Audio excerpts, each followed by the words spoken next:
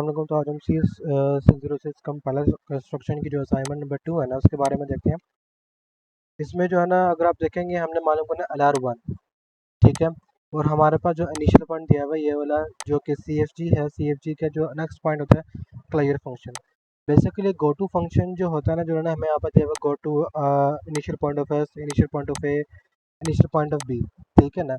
इसको मालूम करने के लिए जो है ना, आप कह सकते हैं हमें सबसे पहले मालूम करना होता है क्लियर फंक्शन। क्लियर फंक्शन उन्होंने हमें गिवन दिया है भाई, ये रहा, ठीक है ना। CFG से उन्होंने बना के दिया हुआ क्लियर फंक्शन। क्लियर फंक्शन होता है क्या, बेसिकली जो डॉट लगाते हैं शुरू शुरू में ये वाले, ये क्लियर फंक्शन है। गोटू में क्या होता है, आपने हमेशा याद रखना है, जो गोटू फंक्शन है उसमें हमेशा आप लोगों ने ये वाली साइड जो है ना, कौन सी साइड, ये राइट साइड, ये वाली, यहाँ पर फोकस करना है आपने हमेशा। जो इसके राइट साइड के एलिमेंट है नॉन टर्मिनल वाले, ठीक है ना, आपने इसके ऊपर गौर करना है। उन्होंने कहा यहाँ पर एस मालूम करना है। अब एस जो है यहाँ पर सिर्फ और सिर्फ यहाँ पर ये वाला है, ठीक है ना। तो यहाँ पर सिर्फ और सिर्फ एस में क्या आएगा, यहाँ पे ये आ जाएगा, ठीक है ना। लेकिन डॉट के साथ क्या करेंगे, डॉट जब इसको इसको जो है ना, यहाँ से अगर मैं कॉपी करता हूँ और यहाँ पर आके पेस्ट करता हूँ ना चीज़ को मैं, तो डॉट यहाँ से रिमूव होके कहाँ पर आ जाएगा, यहाँ पर आ जाएगा। इसका मतलब क्या अभी, कि हमने जो है यहाँ पे एस वाले को रीड कर लिया। क्या कर लिया हम लोगों ने, यहाँ पे एस वाले को रीड कर लिया है। ये डॉट यहाँ पर शुरू में यहाँ पर लिखा है, जाहिर बात है हम यहाँ से डॉट मूव करके यहाँ पर लिखेंगे। इसका मतलब कि ये वाला एलिमेंट यहाँ पर क्या हो चुका है, रीड हो चुका है, ठीक है। ये क्लियर आप कह सकते हैं गो टू फंक्शन होता है। अब सेम मैटर यहाँ पर जो ए वाला है 2 3 4 5 6 7, ठीक है। इसमें क्या अभी ए वाला यहाँ पर कहीं पर रिपीट हो रहा नहीं हो रहा, तो यहाँ पर लिखा है यानी कि यहाँ पर सिर्फ ये वाला यहाँ पर आएगा। अब क्या होगा, जब डॉट आगे मूव आउट करेंगे ना, ठीक है ना, तो यहाँ पर देखिए एक और वहाँ बी आ गया। फिर क्या करेंगे, हम बी वाले को पकड़ेंगे, बी वाले के आगे जो इसके एलिमेंट होंगे वो यहाँ पर आ जाएंगे, ठीक है ना। नीचे अगर मैं आता हूँ ना, यहाँ पर देखिए सारे बना कर रखे हुए, ये ए वाला आ गया इसके लिए, ठीक है ना। अब डॉट इसका आगे चले आएंगे, यानी कि इसका मतलब कि हम लोगों ने यहाँ पे ए वाले को रीड कर लिया। अब ए के आगे वहाँ पे दोबारा नॉन टर्मिनल आ गया, यानी कि बी है, ठीक है ना। इसका कोई अगर स्मॉल ए होता, स्मॉल बी होता, लेकिन हम उसको वहाँ पर ही खत्म कर देते, ठीक है ना। लेकिन हमारे पास क्या है, यहाँ पर बी आ गया। अब क्या करेंगे, बी वाले को ओपन करेंगे, बी वाले हमारे पास क्या आ जाएगा, ये आ जाएगा। फिर यहाँ पे देखिए सी आ गया। अब सी वाले को ओपन करेंगे फिर ये आ जाएगा, डी वाले को ओपन करेंगे फिर ये आ जाएगा। ई वाले को ओपन करेंगे यहाँ पे ये आ गया, ठीक है ना। ई वाले हमारे पास दो थे, ठीक है ना। ए के लिए ए आ जाएगा और ये बी के वाले आ जाएगा, ठीक है ना। इस तरह करके लिखेंगे हम इस चीज़ को, ठीक है।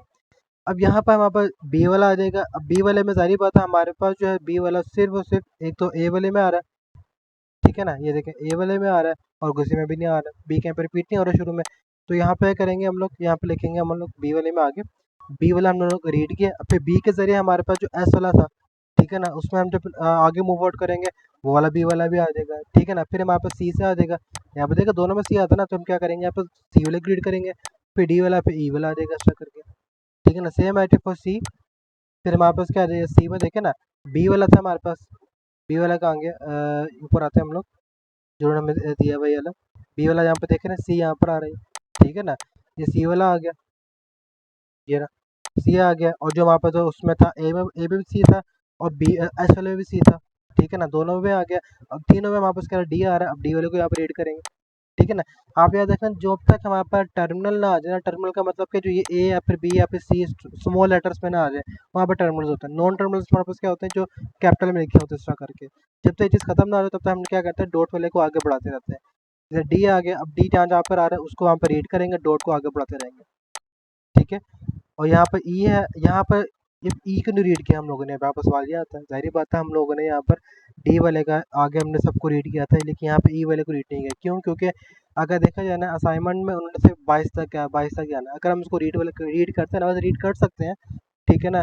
अगर नहीं भी करते कोई मसला नहीं है। क्यों? क्योंकि इसमें अब हम मालूम है, यहाँ पर बताया हुआ ना ए डैश बी, इसका मतलब यही होता है कि हमने ई की वैल्यू वापस की है, ठीक है ना।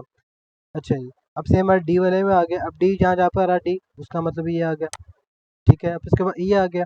अब ई की वैल्यू हमारे पास ए यहाँ तक ही पढ़ेंगे, अब इसको मजीद नहीं बढ़ाएंगे। क्यों?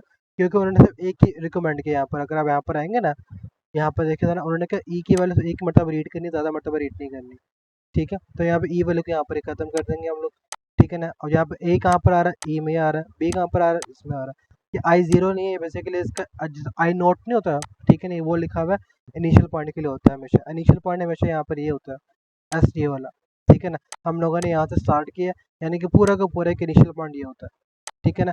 हमने इसको देखते हुए इन सारे टर्मिनल्स को, नॉन टर्मिनल्स को हम लोगों ने क्या किया, रीड किया। ठीक है ना, ये असाइनमेंट थी। ठीक है ना, आप लोगों ने इसको खुद ब खुद यहाँ पर आके फिल आउट करने, ये ताकि आपको खुद समझ में आए कि होता क्या है। और ये टॉपिक जो ना आपका जो बॉटम अप ट्री है ना, पार्सर ट्री, कौन सा topic, bottom up parser tree, ठीक है, इसको कवर करेगा। ठीक हो गया। मिड टर्म में हम लोगों ने पढ़ा था टॉप डाउन पार्सर ट्री पढ़ा था। ठीक है ना, इसके अंदर हम लोगों ने, आप कह सकते हैं LL1 पढ़ा था और जो डिफरेंट चीज़ें वगैरह पढ़ी थी। अब जो हमारे पास बॉटम पार्सर है ना, उसके अंदर SLR0 यानी कि LR1, LR0, उसके बाद हमारे पास CLR आता है। ठीक है ना, CLR0, CLR1 आते हैं, वो आगे की चीज़ें आएंगी। लेकिन जो अभी असाइनमेंट थी वो था LR1 की, जो कि बॉटम अप पार्सर का तरीका है।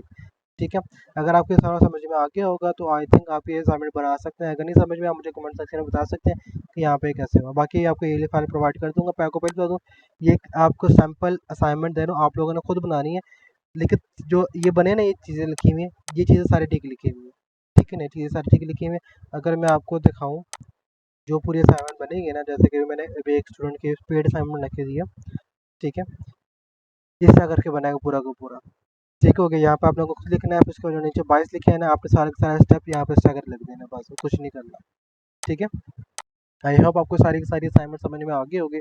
अगर आपको मेरी वीडियो अच्छी लगी हो तो लाजमी उसको लाइक करें, सब्सक्राइब करें और उसको शेयर करें। ठीक है, ओके, लव यू।